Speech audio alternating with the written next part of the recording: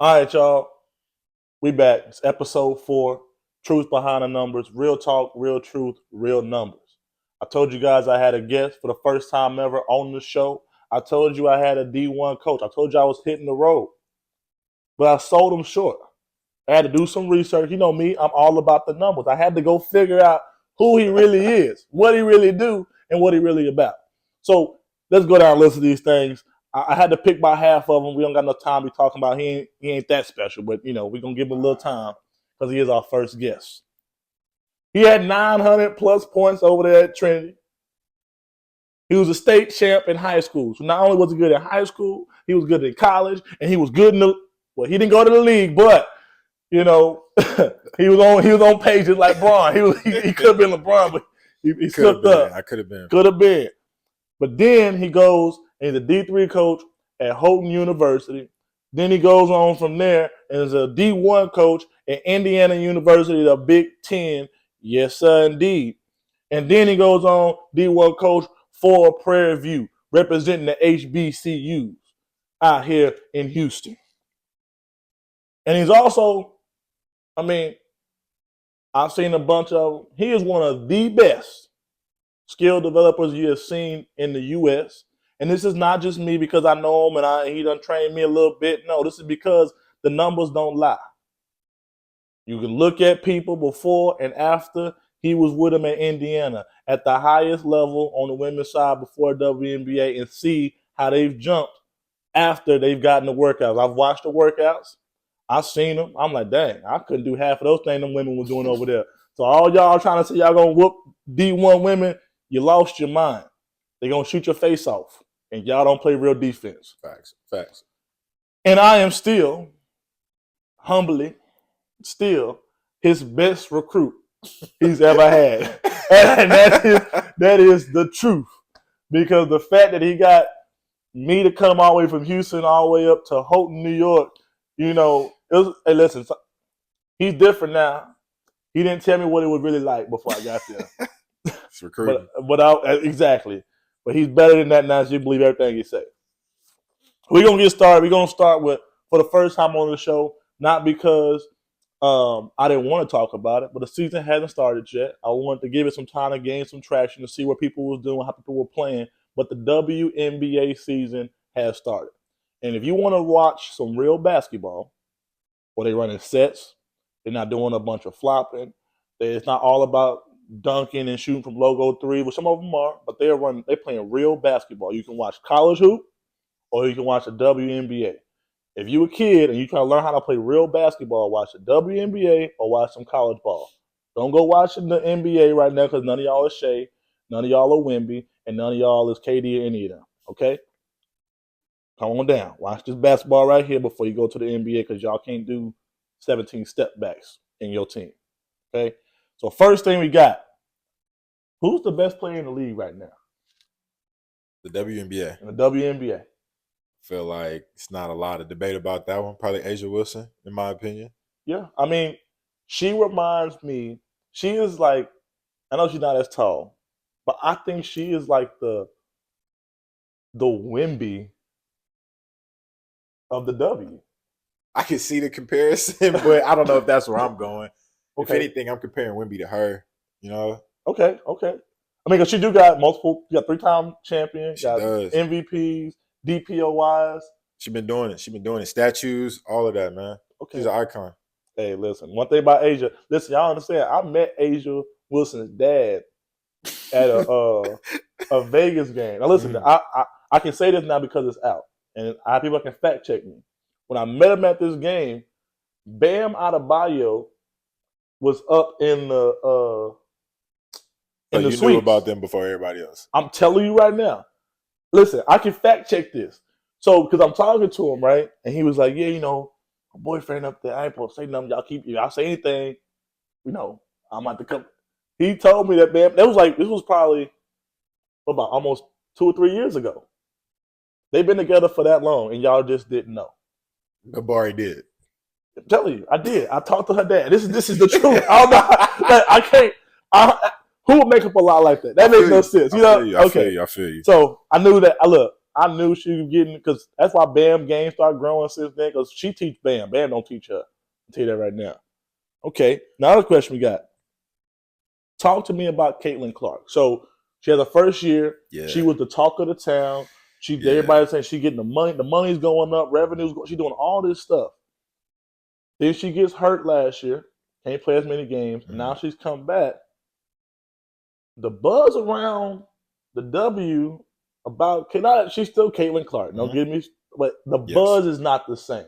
Is this the league adjusting to what she was doing, understanding where the weaknesses may be in her game, because she does have some like deficiencies with going both ways? Are they figuring out how to sit on her stuff? Is that why she's not as polarizing, or is it maybe just because you have other players like a Paige and Angel and all these other players coming up who are taking some of that limelight as well? Yeah, nah. I think honestly, I would say season's just starting. Like she's just getting back, being able to play. I think that's one thing, but one thing that is also happening that we haven't really seen is, like you talking about, the influx of talent that they have to be able to fill that gap whenever Caitlin isn't, main stage, or she's hurt, or she's not playing. There's other people that we can focus on because they're just as high as the skill level. Okay. But I would say, man, Caitlin is still that one. Okay. Like, oh no, listen, she still is. Go right, go left. Like the things she can do, how she can involve her teammates at a high level is something that a lot of players should watch. I know she has all the step backs and all the deep shots and the antics, which some people love, some people don't, but she can hoop like at a high level. Okay, and now I'm glad we brought up Caitlin, because next in line is a player I think. Listen, this is the best player I think I've seen in women's college basketball in a long time, and now she's moved on to the WNBA, and she has not slowed down. And that's Paige Beckers. Listen, yeah, I can watch Paige Beckers play basketball all day. Yeah. Now, the reason I say the differentiator between those two is like Paige just has a little more like get to the rim ability, wiggling her game, getting to her little middies. Like growing up, and this is not even like, you used to always say, man, like, how good is this girl? Dude, she hooped like a dude. Like she got the, like, that's what she would say. Yeah, like, back in the got day, the hang, you were like, she got the hang cross. Like she can do all this, like her jump shot. Because, a lot of times you'll see like younger women who play have a little shot put type style of shot. Yeah. But she coming up out of the between the legs, hezzy pulling like Kevin Durant. Yeah. So where do you see her fitting into the WNBA? The team gotten off to a little rough start. We're going to talk about what her coach said a little bit later. But got off to a little rough start, but her being able to still flirt around with 25-5, even in the WNBA. I think, once again, like, she's a generational talent, just like Caitlin. I think kind of the way I see it, nothing against like all of the players that came before them, Tina Thompson, Cheryl Swoops, specifically the Houston Comets that I, have come to love, but it goes so much deeper than that. But I would say, like, we're seeing the building of the Mount Rushmores of the WNBA and things like that. Like, I think we are seeing some of the people that we'll be debating of like, yo, like, is she up there versus, somebody that might have been playing, 20, 30 years ago when the league was just starting. Like, those are the type of people that we're going to be comparing them against. And I think Paige is one of those that we're going to have to one day put in that conversation, if not already. And it's crazy because due to how young the WNBA is, it's like 30 years old, right? Versus the NBA, we're able to actually live through that like Magic Bird Jordan type time, right? Where you're starting to see these players who are able to see other people ahead of them and take those building blocks and build it up. Because even now, when we start comparing people, we always like, we're not counting Bill Russell, Wilt Chamberlain. That was so long ago. Like, it's a different league. Like, now you're starting to say, like, okay, every team got 7 to 8 girls who can handle it, shoot it, guard. Like, the basketball level has risen. Yeah. And which should happen over time with evolution. You get more stuff, the game should grow. Sure. And so that's good to hear. Because, I think even on the flip side of the NBA, I was talking to somebody the other day, and I said, I think right now in the league, you might have 3 of the top 5 defenders of all time Mm-hmm. in the league right now. And Wemby, Yeah. who I think is the best. Because, like, somebody did a, I don't know if it was Curry or somebody made a move, beat him, did a step back to the 3-point line. And Wemby jumped and blocked a 3-point shot. Yeah, I seen something like that. Or, I like, have. even watching him, like, when he don't have all the blocks, like, dudes will literally, I have not seen so many people do a Nash dribble since Steve Nash was in the Oh league. yeah. Like, dude, he comes Yeah. up and he's like, oh, not shooting it. No, he Back affects the out. game. He affects the game. Right? And then those twins. Yeah. They do stuff that makes no sense for a human to be able to do. Yeah. I've seen both of them get beat, like legit beat, and then turn around, take one step pogo, and snatch Yeah. block your thing on the, like, when I was talking to, like, the Detroit game, Detroit versus the Cavs last series. I'm like, man, I don't care if it's Donovan Mitchell or James Harden. The reason their points are fluctuating is because anytime the twin comes over, they immediately just get off the ball and go to the corner. So, like, Donovan Mitchell and James Harden would, oh, here you go, Yeah. and go over here. And I was like, maybe I'm just seeing things. And then Kenny Atkinson came out after they won Game 7 and said, yeah, to get back in the series, I told our player we got to put our ego aside. If he's over there, do not dribble the basketball. Yeah. Yeah. And I think that's crazy because I don't think I've ever heard that. Like, I've heard it in high school, obviously. You've heard it in, a couple of college games, depending on who you're playing. But in the NBA, when you have a Donovan Mitchell who averages 25, 27, 30 points in the playoffs, and James Harden, one of the best offensive players of all time, Yeah. having to say, we're not going to dribble the basketball because he's on the court. Yeah. Sometimes you got a game plan for things like that. We can't drive it right here. Like with Wemby, it's probably, hey man, we're not getting to the rim tonight. So what are the looks that we got to get? I mean, it affects how you practice, like what the type of shots you're gonna shoot in practice, what you emphasizing in film. But I mean, it's the same thing as the guard with the guard. We're not gonna drive into this gap because we know in this play we're gonna have a non-shooter on this side and they're gonna play off of him. That type of vibe, or we know that we're not going to be able to get downhill because this matchup isn't one that we want. He's going to reach, like whatever it is. So I think that's something that they're probably doing at a very high level to the point where it seems simple, but like we need to move those twins out of the way so we can do whatever it is. Even if it's guarding James Harden, we need to move him out the way for us to have, the best option. Get a good shot. Okay. And now going on, we talking about coaching. I'm glad perfect segue into the next thing, topic, coaching. So I'm gonna start with this one. So you being a coach, at at the highest level, D1 basketball, highest level in college, coaching at that level, and then even for me coaching middle school people, high school people, it's like the Dallas Wing coach comes out, the second or third game of the season, like it's brand new, you got new players, Paige and them are there, you're trying to get all this stuff, you're trying to like understand your new teammates, right? And he comes out with the media at a bad loss, and he goes, they're selfish. You don't want to get off the ball. I told him if you worry about how many minutes or how many shots you're playing, you're about the wrong thing. It's not the place for you. Like, what goes through your head as a coach when you determine you may or may not want to go out into the media and put your players on blast? Yeah. I would say so. I haven't had much media training or anything like that. I haven't been a head coach, which most of the time that's a head coach's job, right? That's a part of their responsibilities is to be the face of the program and to explain, what we see on the court. And I think what people get away from is that our head coaches are, in fact, like humans, right? Like they're going to go out there and tell you how they feel. A lot of times we want people to be real, but we don't want to hear what is real. So I feel like in that situation, like he's telling the honest truth.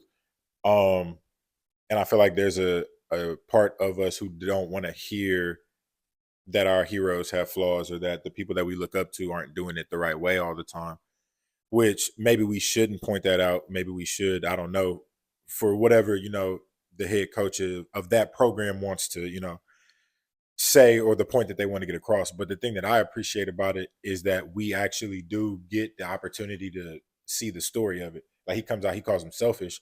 They come back and they play a great game against the Mystics, right?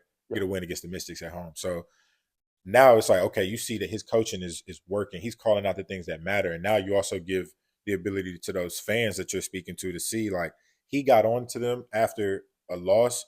Maybe, I should do that to my kid, or my kid should be able to realize that, or maybe the fans will get a correlation between selfishness and bad basketball, and then being able to turn it around and play a different way to be able to get a win, especially now with, the publicity that the game has. I think there's a lot of storylines that will benefit, even though it may come with telling the truth that happens behind closed doors type of vibe. Okay, I mean, because and I think one thing that they also that is when you are what's the word I'm looking for when you are a newer coach, it's a new team. I think they don't give like they love it from Pop when he Mhm. was coaching, right? Because Pop used to get on Tim Duncan, he used to get on all these players in the media. He didn't really care. Like Pop would do Mhm. it. Phil Jackson was the same. Like they after these coaches have won championships, they accept the Mhm. way that they do things, but then they forget that at one point he wasn't a championship coach. Mhm.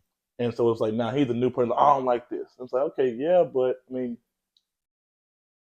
it's been proven that other great coaches have done it. Because Mhm. even with looking at what's the guy, Steve Kerr. When it comes down to Steve Kerr, I've always said, I don't agree with how he did Kaminga.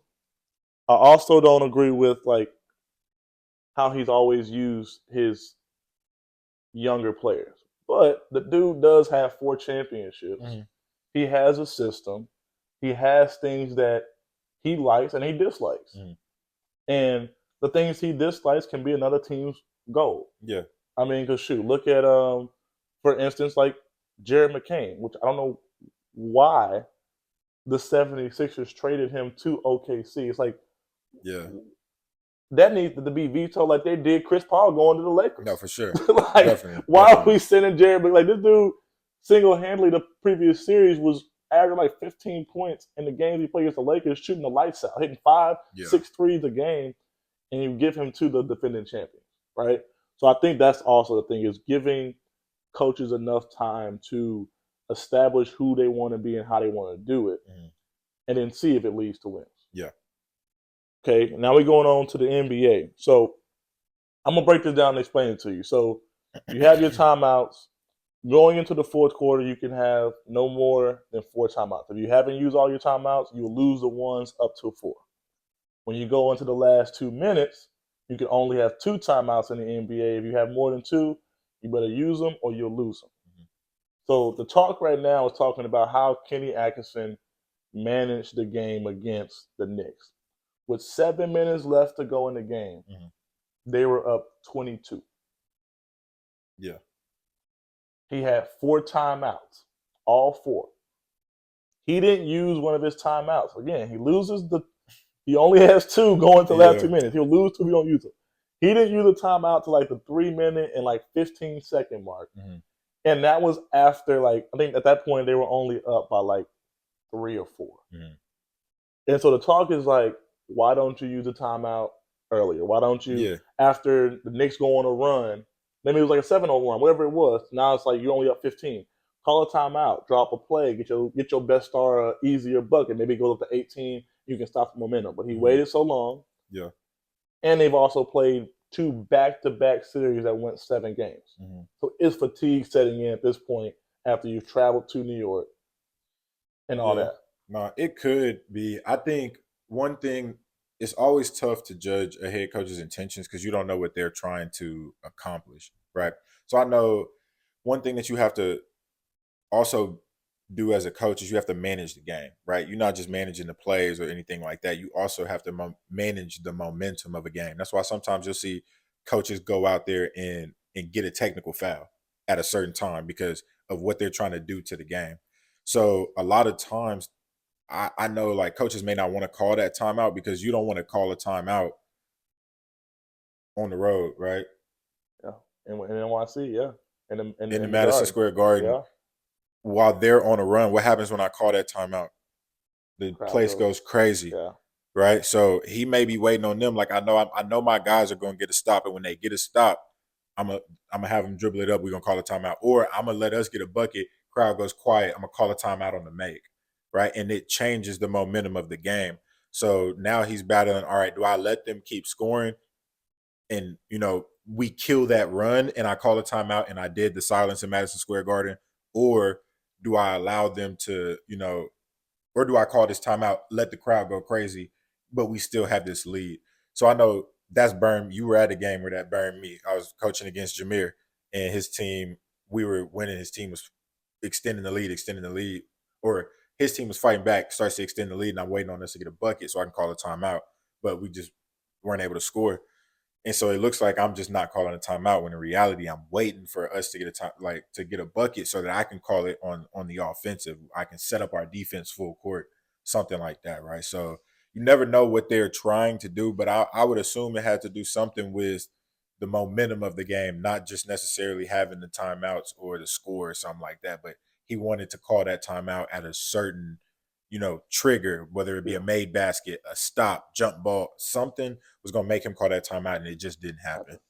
Okay. I mean, listen, here's the thing here that as fans, as people who want to watch the game, and when you don't deep dive and go get the ins and the outs of everything, right? Because it's like it's almost a lose-lose situation. Because if he calls one and the crowd goes crazy, and now you in Madison Square Garden and they are not sitting down at this point, and you got because then you're like, okay, how many players do I have on the Cavs who's been in something like that, right? So that goes into play too, and so like that's when I'm like, okay, you tend to as a fan immediately assume this high-level NBA coach who's getting paid $40 million over 4 years is not doing his job, but he should call timeout because I know we should stop this run.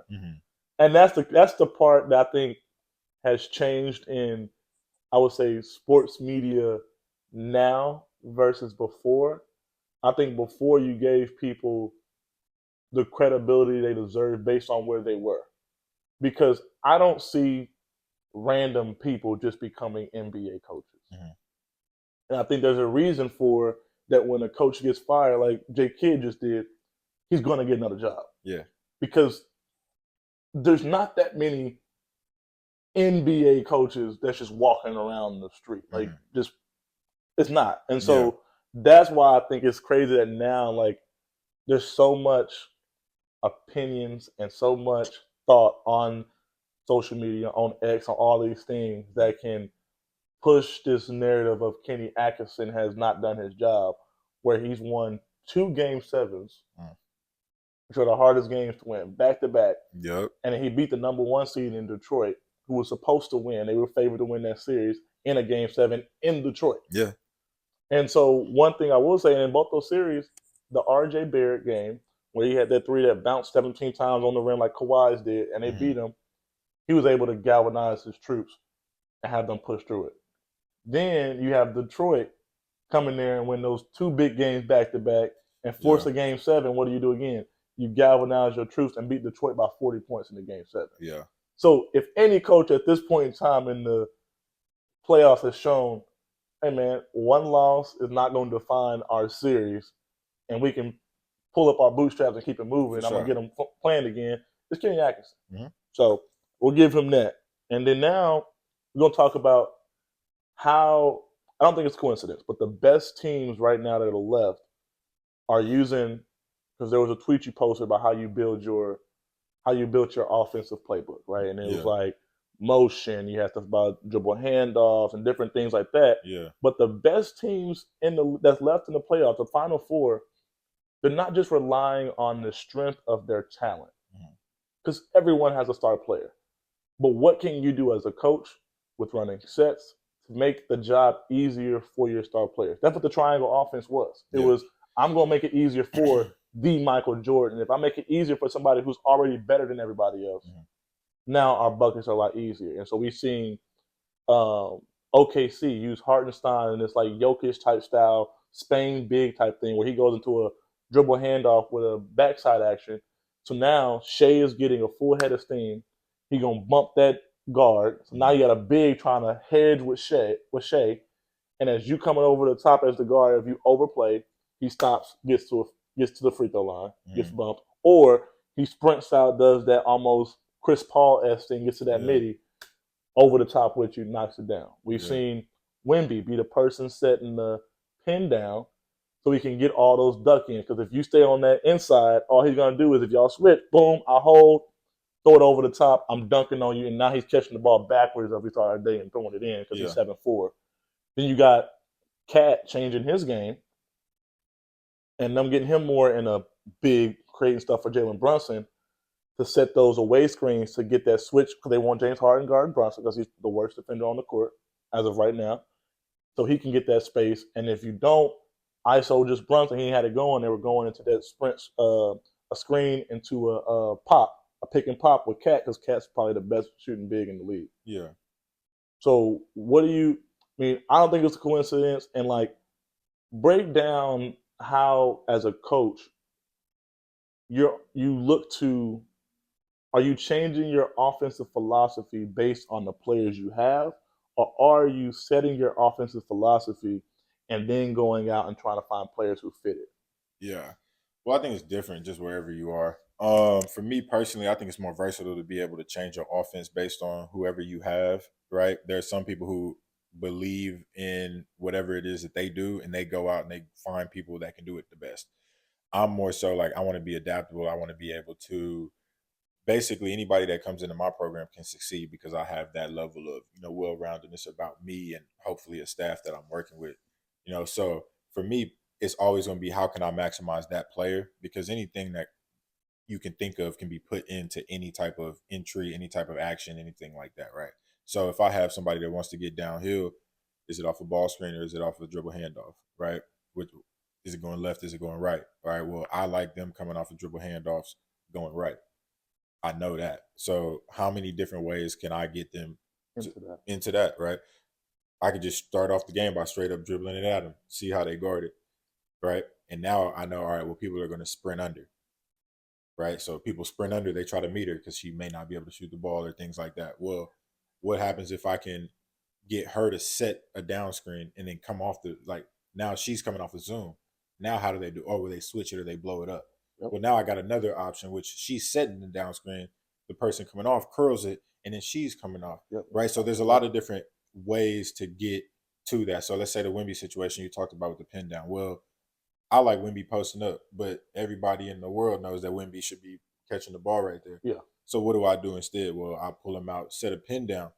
Now there's a shooter coming off. Is whoever guarding Wemby going to help? Because if they help, well, who's guarding Wemby by the rim, right? If they don't help, it's a shooter coming off. If they switch it, then it's a mismatch, right? But I know that I want Wemby right here with the ball, right? I know I like Shea coming off of something, right? So what do? Set a misdirection. Shea wants, which way do you want to go, Shea? Oh, I want to go left. All right, cool. Have him come off of Iverson going left. Yep. Right?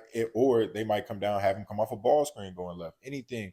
But it all, for me, starts off with what am I trying to accomplish with the player that I have?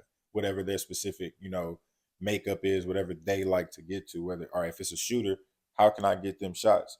Right? And then when you really can get into it, is like being able to mix the two. So now, like Wemby, I want him to post up. Well, now I got Wemby setting a pin down for a shooter who likes to shoot the ball on the move. Yeah. So now it's like you adding things together that make it makes it a puzzle, like it makes it all fit together. And I think those are the best offenses, those are the best teams because everything makes sense, right? The read makes sense, the finish makes sense. We all know what's about to happen. We know what hand to throw it to because it's supposed to happen that way. But you have to do your due diligence, right? Like you can't just throw people out there, roll the ball out, and that's what you see happen, and I'm definitely not trying to minimize anything that any coaching staff or anything has done because we weren't there. But what it would seem like from the outside back when we had James Harden. Yep. Are we killing during the season? Killing. Get through the first round, maybe. Second round now, we going against the Spurs. And the sidestep not working. He's been sizing people up all year. Sidestep for 50. What's going on now? Well, how much due diligence that they put into giving him actions to be able to do that in a different way. Like, so there's a lot. I think that goes in even to like when I think it was a clip. It was Kobe. It was, and he said, "I don't believe that style of basketball, to my James Harden, can win a championship." And everyone's like, "Oh, why is Kobe saying this?" Yada yada. But he wasn't talking about the skill set of just James Harden because James Harden has shown that he can adapt to other things. Yeah. Because now he's more of a point guard type thing. He's not really looking to score all the time. But he was saying that ISO-centric ball in my hand, everybody stand still. And if I'm having any action, all I'm doing is a high ball screen, and that's it. He said he didn't believe that I was going to win, which it hasn't. Yeah. I mean, because the only time that you've seen guys be isocentric to work and go win was maybe the Cavs. But even for them, they were still running actions because what you were doing is, okay, Kyrie could go into his bag, right? And then Brown would get into his, but Brown would go to that block. You understand, like, when you have a person who can play out of a double team, that's an offense by itself, just putting him at the block. Yeah, you force the double and right? then play out of it. Because you can't guard him one-on-one that block. He's too big, too fast, too strong, right? Yeah. So now you got to double me, and we're going to have that 3-on-2 on the backside, that 2-1 split. Like, we're going to have all those numbers games. And so now Kyrie's catching that ball in the split stance because Bron had the double. And now he gets to get to all his overs and all this stuff. You got J.R. Smith. And it was that one that Shump always said. He was like, hey, man, if he move, you cut. Yeah. And people understand what he was saying was anytime you got to do it in the post, if that person helps over, the person from the 45 should cut. Because now they have to make a decision. Either they guard the cutter, that backside person on the three-point man, the corner. He either stops the cutter and tags him. And if you tag that cutter, Bron is 6'9", and Luka's 6'9", and Jokic is 7 foot. All those players are going to take that ball and rifle it to the corner for a three. If you stay on a three-person, I'm throwing the lob. Or, you might have even, if it's not the 45 cutting, you have your big Trisha Thompson would front the post a lot and get that lob over the top. And so, like, they were a lot of ISO, but they also had times where in the fourth quarter, what they were doing was they were switch hunting. Because, and it's rare because you don't always the league does that a lot, too. You don't have Bronze, you don't have Luka. People, when you that big and can move and handle the basketball, you switch hunting to make sure that Curry comes in here. Because, again, when Curry is guarding Bron, what do you have to do? You got to double. Yeah. So, like, that switch hunting made your defense getting a scramble. And if we got players who can hit the seams and hit threes, that's a whole offense in itself. Now, one question I do have is, because I think when the OKC called that timeout, they tied the game up on this play. It was with I think it was to go to second overtime or the first, whatever one was. It might be in regulation. And Caruso was playing out of his mind. He's hitting all these threes, right? So now you can't help off Caruso. But because they were down by 2. So the only thing that hurts you was a 3. And now, this real side, that's probably the biggest pet peeve of mine when you playing pickup basketball, is when you know that we up 1 and a 2 wins the game, you help off. and you scream and you say, no help, you by yourself, no help. And then that dumb player always helps. So I'm like, dude, that's why you can't play nowhere. Like, the fact you can't understand time and score, we can't play. Like, you just, you ain't going to make it. And so, like, they knew Wemby couldn't help. So they put Caruso in the deep corner because what you don't want to do is have Wemby coming to affect this shot by Shea. And they ran that Iverson, like you was talking about earlier. They put Caruso over in that corner. They made that pass. He sprinted to the corner, brings Wemby over. And now he gets it. And now you got Shea on the island. I don't care who it is. He's too good. He already has the advantage because the dude was coming off the screen. And he has the attack. And he gets to the left and gets that little floater to go in. Yeah. And so, like, that is you putting in a play that not only helps your offensive player, but based on who you're playing, also puts the best defenders away. We were talking about earlier. Like, so, like, being as good as a coach where you can do both at the same time. Because, like, I've seen some games, because even for Wemby, that play they ran for Wemby to try to get the win, I was like, it was a good play. You got in the middle of the court, but he was in the middle of the court, and you had, I think it was, but she made it right in the play wrong. I think it was Harper. Harper stayed so far above the three-point line, Caruso was able to peel off and go get a hand in there, made him pick it up early. Then Harper got a hand, and then Chet came over and blocks it. But it's like, that's when you want a Harper to, after that ball goes into Wemby, you got to sprint corner to make that run for Caruso longer. Like, okay, do I really want to help on this? Because he could pass it off for a 3 and we lose the game. And so I think that's also another level of coaching that some coaches are just at, where you can move the best defender. out the play and get your star in advantage. And sometimes, and I don't know, I don't know if it was an ATO.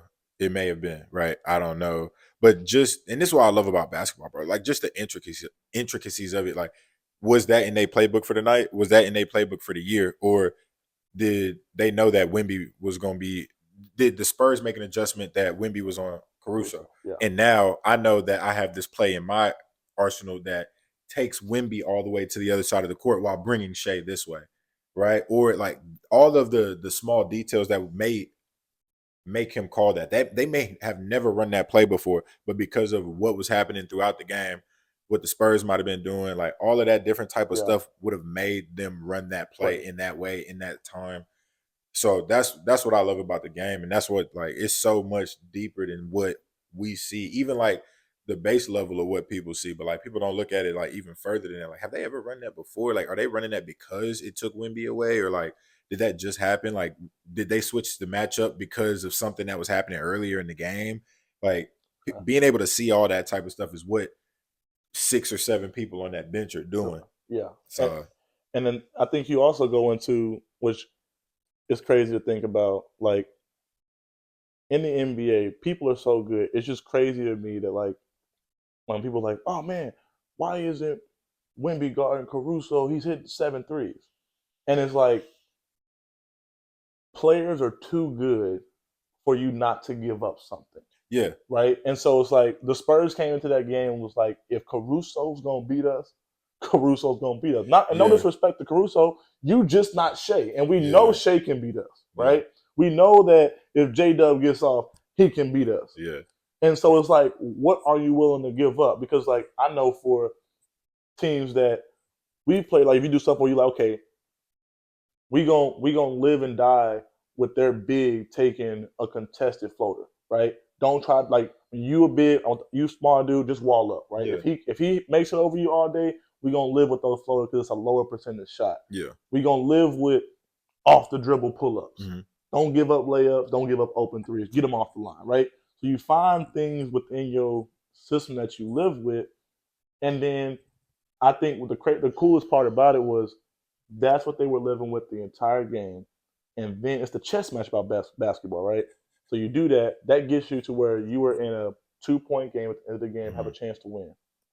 And then at the end of the game, it's like, okay, we've gotten this close. Now we got to play straight up. Mm-hmm. And now we got to, okay, let's see if Harper can stop Shea. And then we'll get to overtime and we'll go back to our game plan. Like, it's so crazy how you just stop and start your game plan throughout the course of a game based on the time and score. Yeah, and I think it's so funny. Like, you'll see people on Twitter like, well, why isn't this happening? But nobody that's actually in the room is asking that question because everybody in the room already knows what would happen. Oh, well, why isn't Wemby doing this? Like, if you were to walk into the game plan meeting and say that, they'd be like, because of this. And it would be understood in the room. Like, we would never do that. We would never switch the ball screen. We would never do that because of what's going to happen next. All the film that we've watched, all of that. So anytime I see that type of stuff on Twitter where it's like, this should have happened, it's like, well, man, I can't even say that because who knows the one time they tried that, what in the regular season, what happened. Well, and then it's like, you weigh your battles. It's like, okay, do I want Wemby sitting by the rim? Yeah. Or do I want him guarding Caruso on the 3-point line? Yeah. Like, and it's like, okay, which one deters that team from? Because, like, my thought is this: if Caruso's hitting all those shots, OKC has played away all year. Never seen a game where Caruso got that many shots, right? Yeah. So what it does also is it puts your team out of rhythm. Mm-hmm. J-Dub don't know where his shots are coming from. Shea isn't getting the shots he normally gets based on how they guard. It's like, it shifts. Like, Chet only took 5 shots at 7 points, all because of Wemby sitting in the paint, and the open pass, which is the right play, is to go to Caruso. But can Caruso, like, that's going to be cool to watch tonight. Do the Spurs keep the same thing with leaving Caruso open? And if they do, can Caruso duplicate hitting 7 or 8 threes? It's a numbers game at that point. You know? And that's what you're playing. Because it's like, hey, we won with him hitting 7 or 8. Yeah. And that was with no Fox. That was with us turning the ball over like crazy because our too young. I mean, this is crazy that because what Dylan Harper did in that game is somewhat unheard of. Because the last rookie I can remember off the top of my head to do something that like playing in a conference finals and the final, do something like that was Magic Johnson. Like this dude's out there guarding the MVP who just got his trophy, and he's up there hitting timely threes. Champagne's hitting timely. Yeah. They hit a bunch of threes where it was like, okay, OKC about to do on an OKC run, and it was like, nah, we good. Yeah.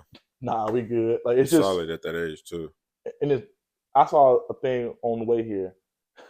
It was showing the Spurs starting lineup and their ages compared to Michigan's starting lineup and their ages. Yeah. It's like, I think the average age from Michigan and the Spurs was like a difference of like 0.5. Yeah. And I'm like, that's just crazy. It is. Like you got kids literally playing. That's one of the best games I've seen in a long time. It was. Like there wasn't a bunch like the free throws they were getting was fouls. Like I'm glad that a lot of the stuff they had, they didn't upgrade to like no big flagrants. So like I'm glad the referees did a great job. Like that's one thing that also never happens. Yeah. And as somebody who hates the refs a lot because of some of the things that they never come out and say, man, those refs did a good job. We didn't notice they were there. Yeah. No, I feel you. The refs get a hard time. They get a hard time. So from truth behind numbers, referees that won, I don't know y'all name. That's a good thing. Because if I know your name, he would have called y'all out. I would call you out. I don't know your name, but y'all did a great job. Kudos to y'all. As long as we don't get like Scott Foster or Tony Brothers later, we be because those two trash. I'm telling you. But that's just me. He didn't say that. I said that. I did not say that. He did not say. He loved Tony. All right, man. So last thing, man, I asked you to pick up a thing and we'll go through some rapid fire questions. So first, who you got winning? Cavs, Knicks. I got the Cavs. Cavs in 6. Cavs in 6. Okay. So Cavs about to win 4 out of the next 5. All right, cool. All right. OKC or the Spurs? Who you got? I got the Spurs in 7. Spurs in 7. Winning a game in OKC like they just did. Yeah, I got it. They got to do it. Who's your GOAT? My GOAT. Since I can't give an explanation because Barry probably going to argue with me, my GOAT is Jordan. Okay. That's okay. Hey, listen, I told y'all before. My top 10, I said there's numbers were interchangeable. So I had Bron 1, Jordan 2. I said if you move them up and down, that's fine. That's cool. So we pick Jordan. We'll let him make it. I may not see him on the podcast again, but that's okay. This might be his last time, but it's fine. Who wins the WNBA chip this year? It's a lot of talent, man. It's early in the season.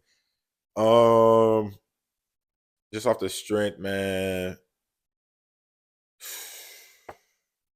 Phoenix, the Mercury, AT, go get it done. And you know what I'm gonna say? If it ain't broke, don't fix it. Asia Wilson is about to go get a chip, and then she's gonna go have a baby. That's what she gonna do. She have a chip and a kid. You got the Liberty out there. Nice. Hey, listen. They got. I saw the Aces. Nice. I saw the Aces, and they got that new girl. She fast in the mud. What's Kennedy Carter. Kennedy Carter. Hope. They picked her up. So you talking about? They nice. They might get it actually. They might actually get it, but I want AT to get a ring.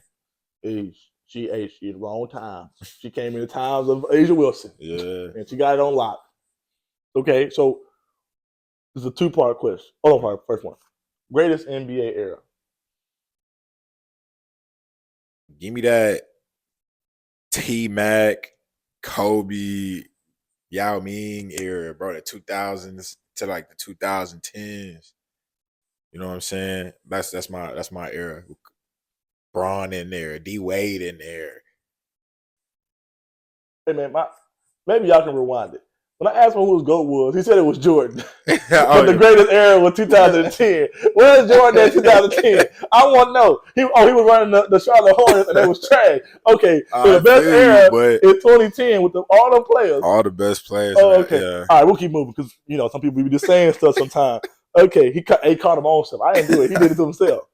All right. What's the best game you've ever seen in person? Best game I've ever seen it, man. I done watched some good basketball in person.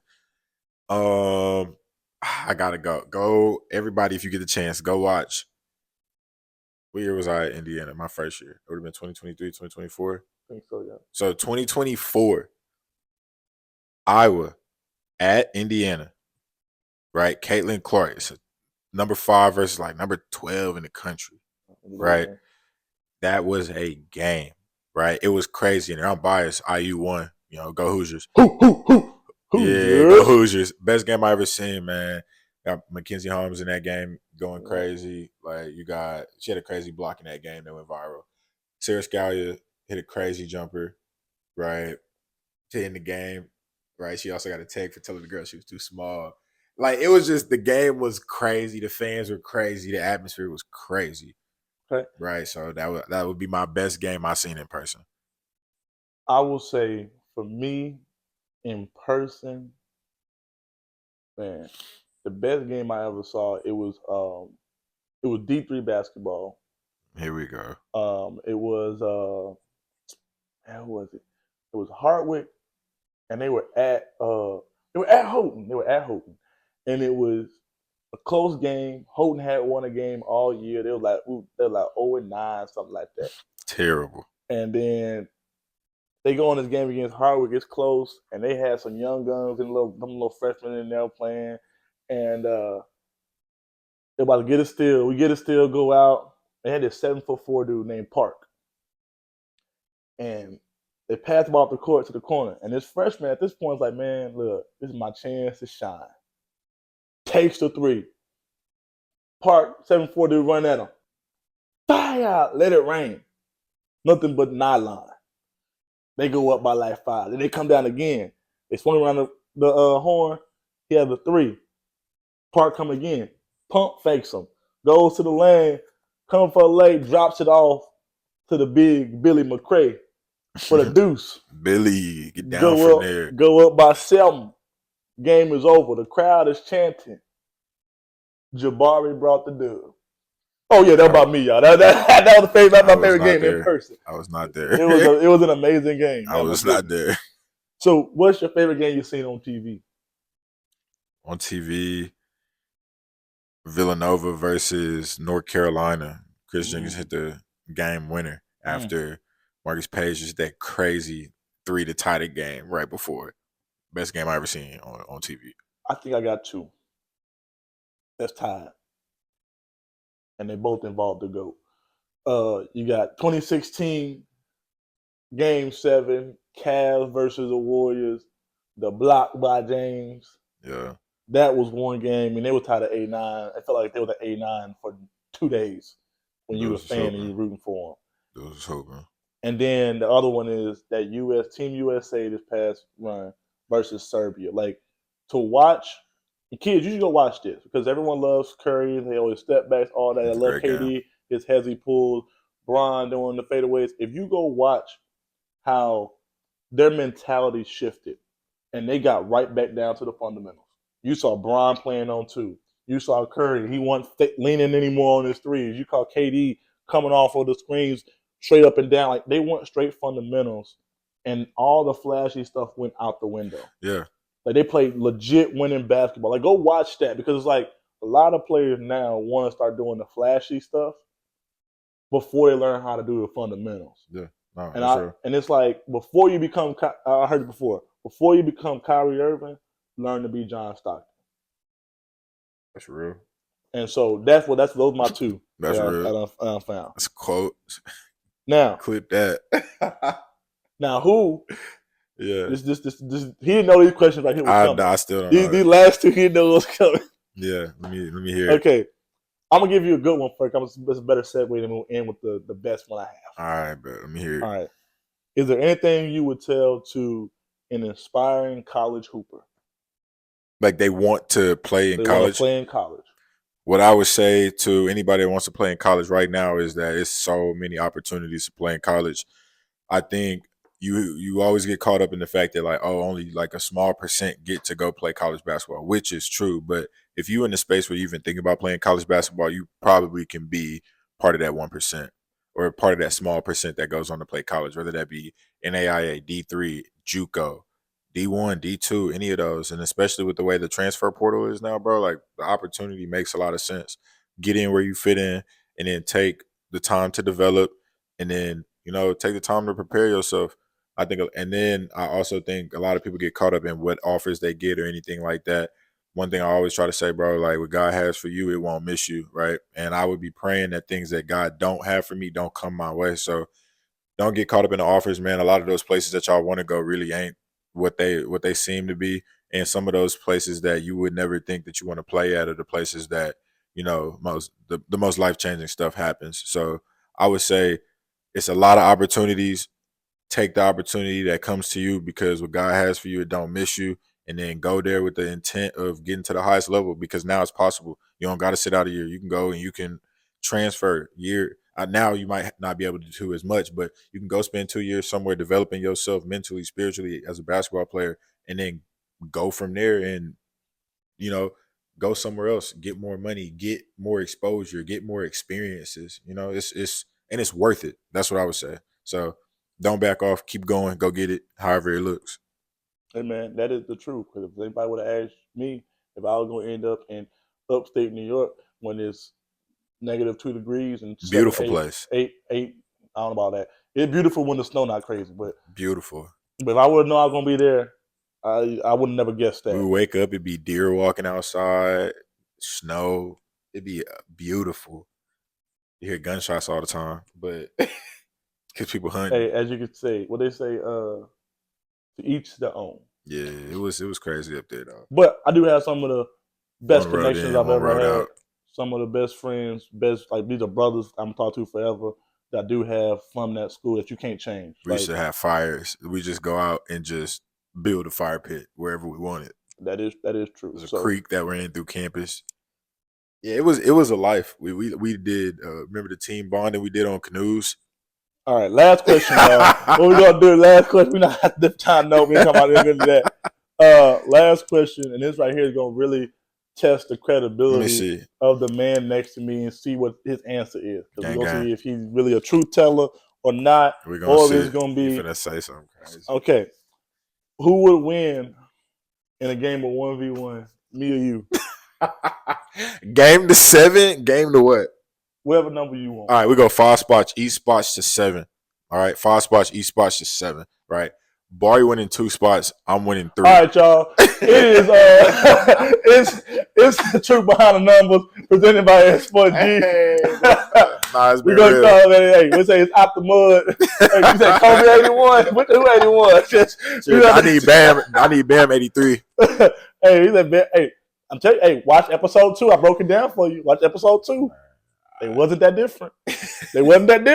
But it is what it is, man. We want to appreciate our guests. First ever, won't be the last. Yeah. Might be the best. You never know unless I get LeBron or somebody like that. Put him right next to me. I might go to L.A. hang out with Bronny and Bron now. Might, bro. Might. And Bryce get them on the connect y'all. But it is what it is, man. This is real numbers, real truth, real talk. We want to thank you guys again. We on the road. We will be back in the studio for episode 5. It'll probably come out after the conference finals is done. Episode 5. I'll give you who I think gonna win in the finals, and I'm probably gonna break down something that Stephen A. has said because he's been saying a lot of wild stuff lately. And we're gonna take him down. And Skip Bayless trying to claw his way back into the limelight and find new people to hate on because LeBron almost done. Hey man, get those 2 old dudes out of here. I'm with Jaylen Brown. Retire. Peace, y'all. We out. Peace and love.